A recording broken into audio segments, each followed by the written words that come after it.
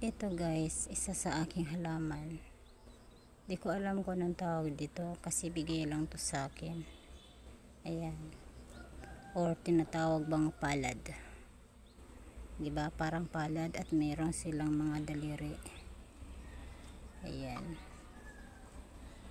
Yung katawan niya guys, may tinik. Napakatulis ng tinik. Kaya nasa pinakagilid lang guys. Kasi delikado sa mga bata. Yan, sa gilid lang ng bakod at medyo likod na ng bahay.